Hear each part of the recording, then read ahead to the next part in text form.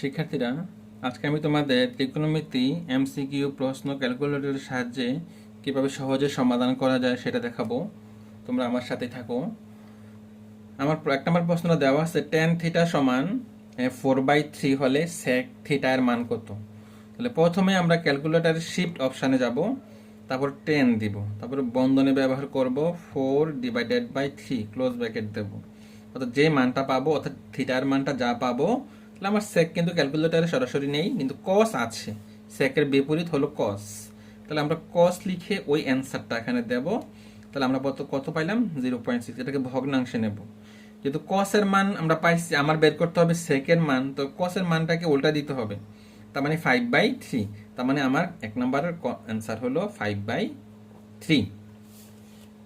দ্বিতীয়টা দেখো, tan theta. তাহলে একই রকম শিফট 10 ব্র্যাকেট 5/2 ক্লোজ ব্র্যাকেট দেওয়ার পর আমরা যে মানটা পাবো, ডিগ্রিটা পাবো। এবার যেহেতু কোসেক থিটাও ক্যালকুলেটরে নেই, কিন্তু সাইন থিটা আমার আছে, তাহলে আমরা সাইন থিটা এর মানটা বের করব।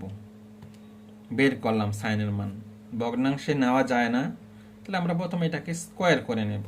স্কোয়ার করার পর দেখবো যে ভগ্নাংশে নেওয়া যায় কিনা। যেহেতু স্কোয়ার করার পর ভগ্নাংশ হয়েছে, তার মানে এটা আবার রুট বসাতে হবে। তাহলে 25-এর উপর রুট বসালে হবে 5, আর 29-এর উপর রুট বসালে √ 29। যেহেতু সাইনের মান বের করছে, তাহলে উল্টাই দিতে হবে।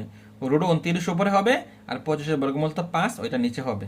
তার মানে √ 29/5। এটা আমার অ্যান্সার। তারপরে দেখো, সাইন থিটার একটা অঙ্ক আছে, শিফট সাইন বন্ধনী 1/2 ক্লোজ ব্র্যাকেট। আমরা পেয়ে গেলাম 30 ডিগ্রি। তাহলে আমার কট কিন্তু ক্যালকুলেটারে সরাসরি নেই। যেহেতু কট ক্যালকুলেটারে সরাসরি নেই, তাহলে আমার আছে হলো কি 10। তাহলে 10 দিয়ে আমরা অ্যান্সারটা দিয়ে বের করে নেব। অর্থাৎ 10 এর মানটা কত আসে দেখে ভগ্নাংশে নেওয়া যায় কিনা। ভগ্নাংশে নেওয়া যায় না, তাহলে এটাকে স্কোয়ার করব। স্কোয়ার করার পর যেই মানটা আসে ওই মানটাকে আমরা ভগ্নাংশে নেব।